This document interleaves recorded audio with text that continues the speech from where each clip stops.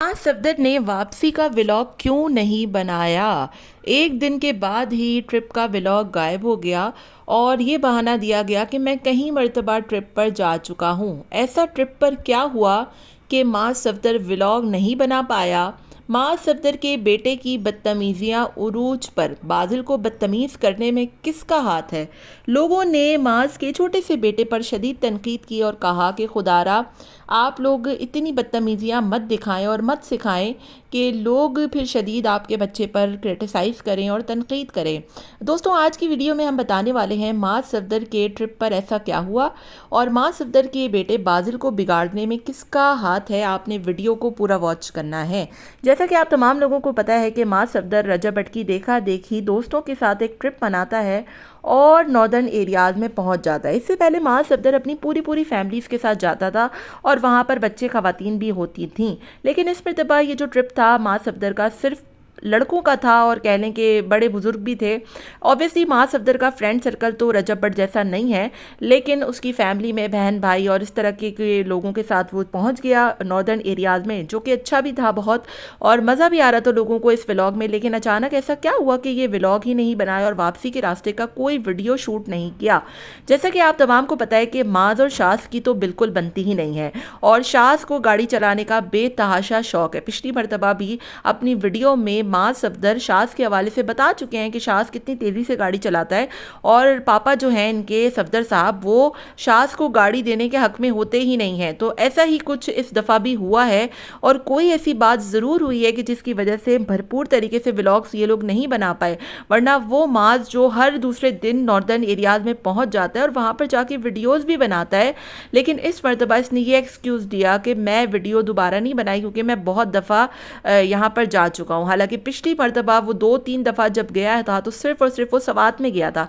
इस मरतबा का जो ट्रिप था मौसम भी बहुत अच्छा था और सिर्फ बॉयज़ का ट्रिप था, लड़कों का आदमियों का ट्रिप था, जो कि बहुत अच्छा भी था और लोग इसको एंजॉय भी बहुत कर रहे थे। लेकिन अचानक से कोई ऐसी बात या कोई ऐसी चीज़ ज़रूर हुई है कि जिसकी वजह से वो व्लॉग इन्होंने पूरे किए ही नहीं और बनाए ही नहीं। माँ सफदर ने अपनी वीडियो भी डिलीट कर दी और इसकी बुनियादी वजह यही है कि उसमें कुछ ऐसे क्लिप्स आ गए थे जो नॉर्दर्न एरियाज़ के जो इस ट्रिप के हवाले से थे। अगर वो दोबारा से उनको अपलोड कर देता तो लोग ऑब्वियसली पूछते कि आपने वो ट्रिप के कुछ व्लॉग्स तो बनाए हैं और आप तो कह रहे हैं कि मैंने वीडियो नहीं बनाई, तो जो कुछ क्लिप्स बनाए हैं तो आप तरीके से ही क्लिप्स बना लेते।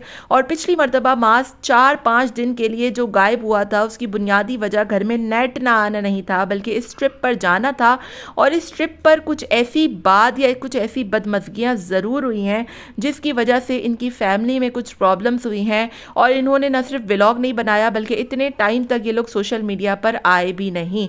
डमाटस जो कि इनके फैमिली में व्लॉगिंग करता है, उसको बिल्कुल इजाज़त नहीं है कि वो माज जैसे व्लॉग बनाए, यानी कि ट्रिप पर गए ज़रूर लेकिन वो वहाँ पर ऐसे व्लॉग्स नहीं बना पाया। तो कहने का मकसद सिर्फ इतना है कि व्लॉग्स की वजह से घर में भी लड़ाइयाँ हो जाती हैं, जो कि हमें दिख भी रहा है। एनीवेज, यहाँ पर ये ट्रिप की बात तो ख़त्म हो गई। अब बात कर लेते हैं ज़रा से माज के बेटे बाजिल के हवाले से। बाजिल दिन ब दिन बदतमीज़ से बदतमीज़ तर होता जा रहा है।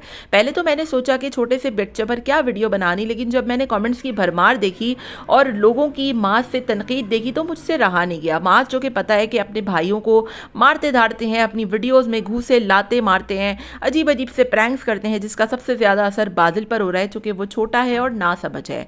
इन लोगों की मजाक मस्तियों में उस बच्चे के ऊपर इतना बुरा असर पड़ा है कि वो अब देखता ही नहीं है कि सामने कौन है कौन नहीं है और बिल्कुल ही अपने बाप और अपने तायाओं की तरह जो है वो उठा के मारता है, घुसे मारता है, लाते मारता है, चीज़ें उठाकर फेंकता है, यहाँ तक कि इसकी छोटी सी जो बच्ची इनके घर के बराबर में रहती है उसको भी नहीं छोड़ता।